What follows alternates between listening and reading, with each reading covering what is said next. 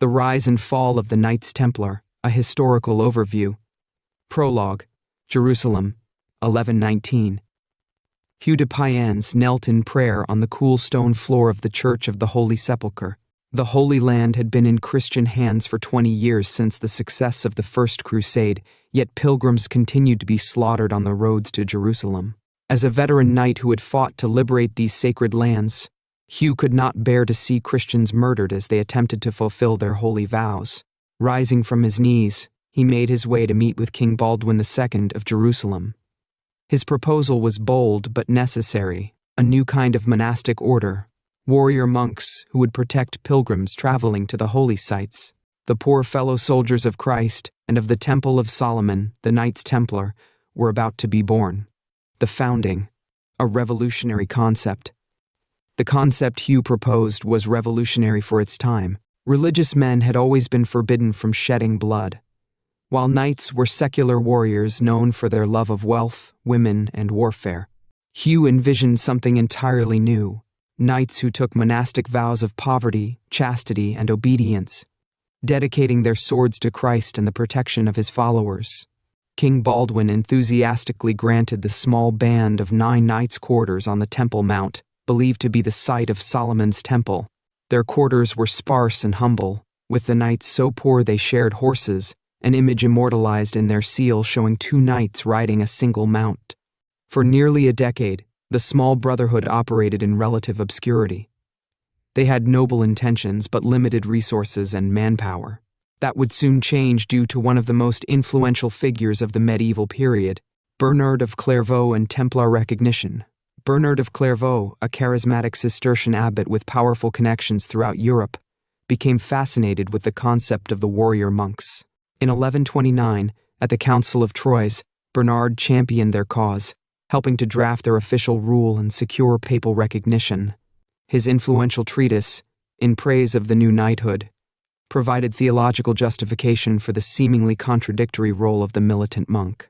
A new kind of knighthood appears to have sprung up on earth.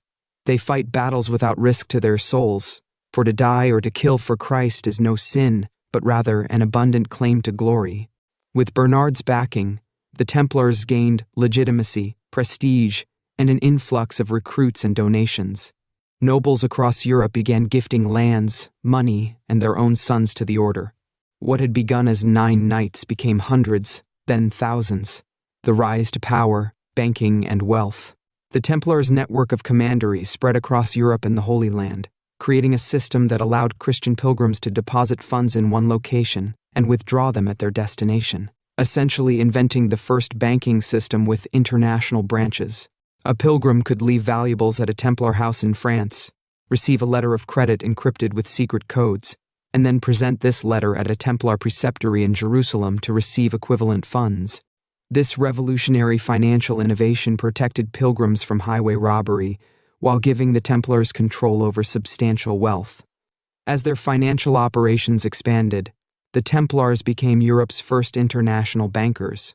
They extended loans to merchants and monarchs alike, managed complex estates, developed agricultural innovations, and operated a fleet of ships. Their network created an economic system that helped fuel the commercial revolution of the High Middle Ages. Military might, the warrior monks at war. On the battlefield, Templars were instantly recognizable by their white mantles emblazoned with a red cross. Their rule demanded they never retreat unless outnumbered 3-1, never surrender, and never pay ransom if captured. These were men who expected and often welcomed martyrdom. Their military organization was sophisticated and disciplined in an age of often chaotic warfare. Templars were divided into knights, sergeants, and support staff, including chaplains, craftsmen, and farmers who maintained their estates. In battle, Templars typically held the most dangerous positions, often serving as the vanguard in attack or rearguard in retreat. At the Battle of Montgisard in 1177, 500 Templar knights helped lead a force that defeated Saladin's army of 26,000 men, cementing their reputation for military prowess that seemed to border on the miraculous. The turning point, the fall of Jerusalem. The Templars' fortunes began to change on July 4, 1187, at the Battle of Hattin. In the scorching heat of the Galilean summer, Saladin's forces surrounded the Crusader army, which included nearly the entire Templar contingent in the Holy Land. By day's end, almost every Templar present had been captured. Saladin offered to ransom the secular knights, but ordered all Templars and Hospitallers executed, recognizing them as the backbone of Christian military power. Jerusalem fell shortly thereafter, dealing a devastating blow to Christendom. The Templars regrouped, establishing new headquarters in Acre and continuing to fight in subsequent crusades. However, as Christian holdings in the Holy Land gradually diminished, questions began to arise about the purpose of a military order dedicated to protecting a land no longer in Christian hands. Acre falls, the beginning of the end. When Acre, the last major Crusader stronghold, fell in 1291, the Templars' original purpose evaporated. Though they retreated to Cyprus with plans to reorganize and recapture the Holy Land, the European appetite for costly crusades had waned.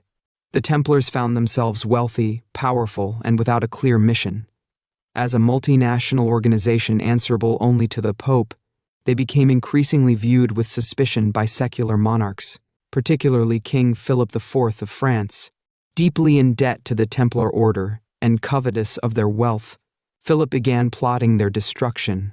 Friday the 13th, the Templars' downfall. At dawn on Friday, October 13, 1307, an event that some believe gave Friday the 13th its unlucky connotations, Philip's agents arrested every Templar in France. The knights were charged with heresy, blasphemy, and various obscene practices, from spitting on the cross to homosexual rites and idol worship.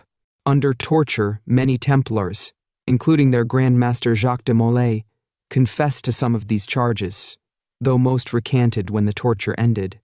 Pope Clement V, a weak pontiff effectively controlled by Philip, initially opposed the arrests, but eventually acquiesced to French pressure. For 7 years, Templars throughout Europe were arrested, interrogated, and tried. Evidence against them was flimsy at best, and in many regions outside France they were found innocent of all charges. Nevertheless, to appease Philip, in 1312, Clement issued the papal bull Vox in Excelso, officially dissolving the order. The last Grand Master Jacques de Molay's curse.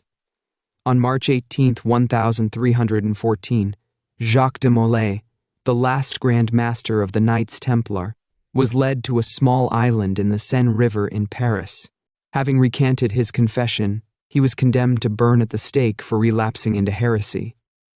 As flames engulfed him, witnesses reported that de Molay called out, "Pope Clement, King Philip, within a year I summon you to meet me before the throne of God." Whether coincidence or curse, both Clement and Philip died within the year. The Templar wealth in France was ostensibly transferred to the Knights Hospitaller, though much of it mysteriously disappeared into royal coffers. In Portugal, the order was simply renamed the Order of Christ and continued to exist, later playing a significant role in Portugal's Age of Discovery. Epilogue, Legacy, and Legend.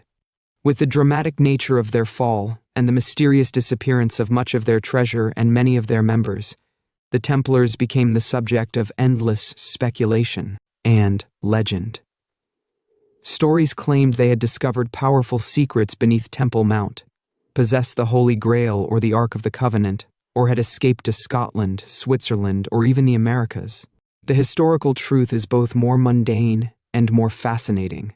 In their 2 centuries of existence, the Knights Templar revolutionized banking, established an international network that facilitated trade and communication across Europe, developed agricultural and organizational innovations, and created a model of religious military orders that would be emulated for centuries. Their spectacular rise from humble beginnings to international power, and their equally dramatic fall at the hands of a greedy king, remains one of history's most compelling narratives, a cautionary tale about the dangers of wealth and power, the complex relationship between church and state, and how even the mightiest institutions can collapse virtually overnight. The Red Cross patente of the Templars has been appropriated by numerous organizations in the centuries since their dissolution, ensuring that even today, the image of the white-mantled knight continues to evoke images of sacrifice, devotion, and mystery, keeping alive the memory of the poor fellow soldiers of Christ who forever changed the course of medieval history.